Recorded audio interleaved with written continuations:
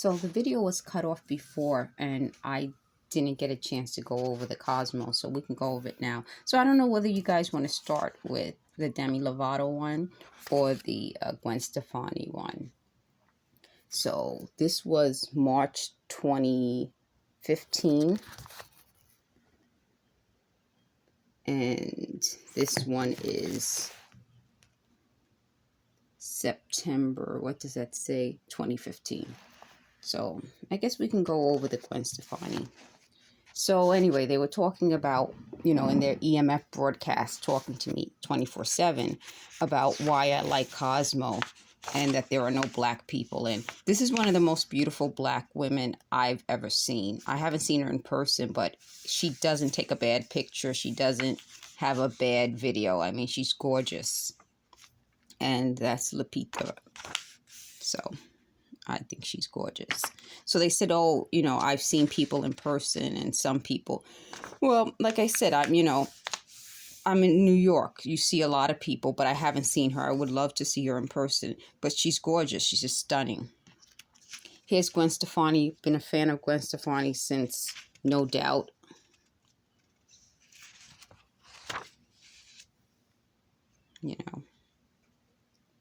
So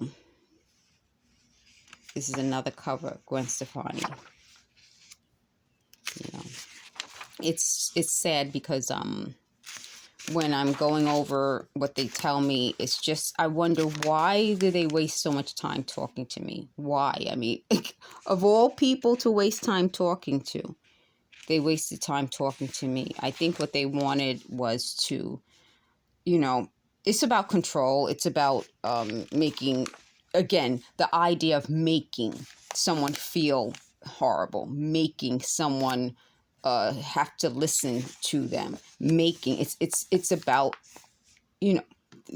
someone who wants to abuse power.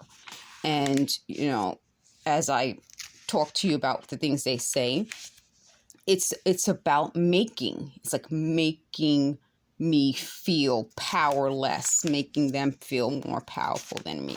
So they said they were always doing this. So they said, we're going to tell you some things about yourself that, no one knows.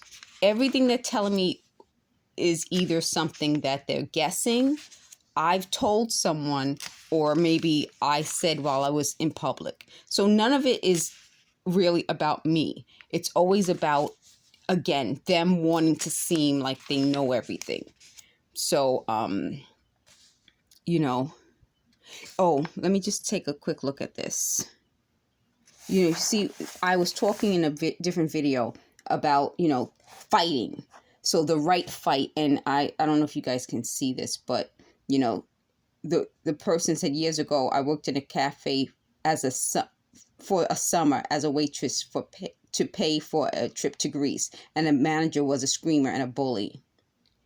But it was still fun because the wait staff bonded, sharing our complaints and helping one another out. And that's my point. I think what they wanted was to make me seem like I was so abnormal.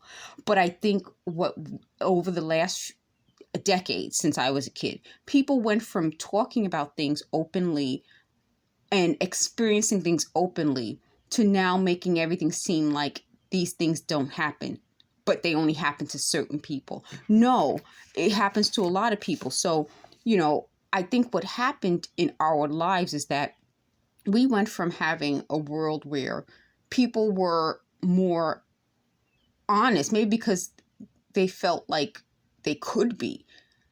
But now we have a world where people want to, seem like everything is so perfect. They're perfect. Nothing goes wrong. I don't know why that changed. I think what happened is from when, I was growing up to now, people have this image. Maybe that's it.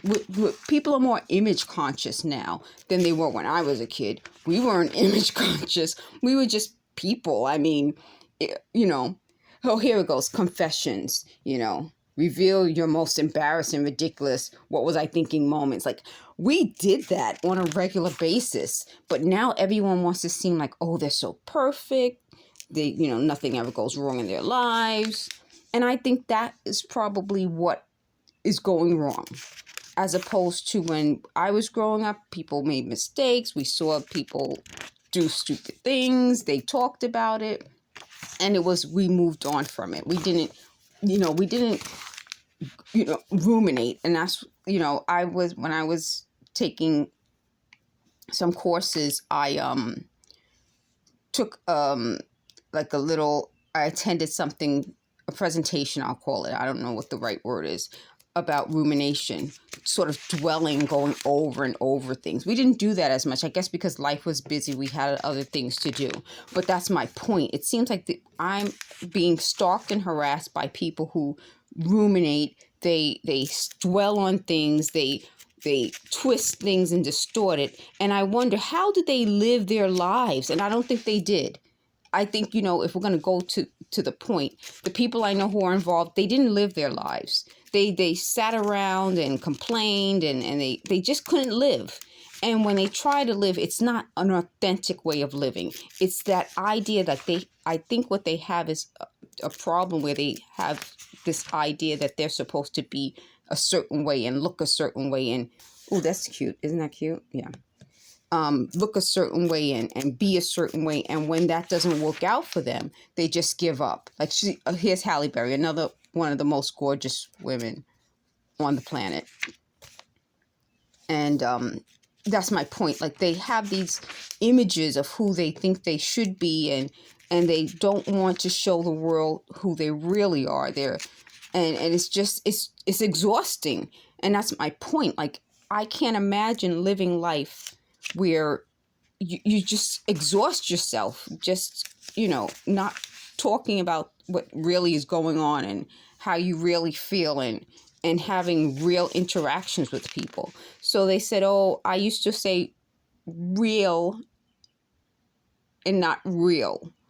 I don't know. If I'm mispronouncing the word real, and that's what I said to one of them, and that became the thing. Like, you used to say real and not real. I don't know. If I'm mispronouncing real, and I've been mispronouncing it all this time, why should I worry? Why should I worry about that? I have more pressing things to worry about. So they said, oh, you like, to look at makeup. Oh, yeah, I did. So they said, oh, you also liked fashion, but you're not fashionable. Well, I don't have to be fashionable to like fashion. I mean, that's my point. I think that could be what I'm trying to say, and I'm taking the long way around it. You don't have to be perfect and do everything right to exist. So you can like fashion and not be considered by everyone fashionable. You can like to talk and not say the right things all the time, because no one does. You can like beauty and not be the most beautiful. It just seems like they have this idea that everything has to be perfect and everyone has to be wonderful all the time. And if you're not, they're going to write it down and mark the date and say, on this date, you said this and you did that. Who wants to be around that? I don't. So they're like, well, you're looking at a magazine. Everyone doesn't look perfect in this magazine. I'm pointing out things where they're showing you, oh, these people made mistakes. This is wrong. It's not about perfection. It's about being human. This is humanity. So I'm looking at a magazine here, again, gorgeous women, right? And what are they doing? They're saying, well, if you like this look, then here's how you get it. It's not saying you got to look this way. It's saying, well, you like the look of these people? Well, this is what they're using. Here's an affordable way. And that's my point. Like, I don't think they take life the way I take it. Like, for example, they said, oh, you loved Elizabeth Taylor. Oh, I always loved Elizabeth Taylor. I also love Beyonce and Madonna. Oh, my goodness, everyone I love, like, on this page. Oh, and Naomi Campbell. Like, I'm saying, like, I think they take, oh, and Janet Jackson. And that's my point. I think they take life the wrong way, where everything has to be perfect and you have to spend it and you have to do this. No, sometimes what it is you're just living your life, and you might like something. Well, maybe you can't afford that. Well, here's another alternative. Here's something else. And that's what I used to write about.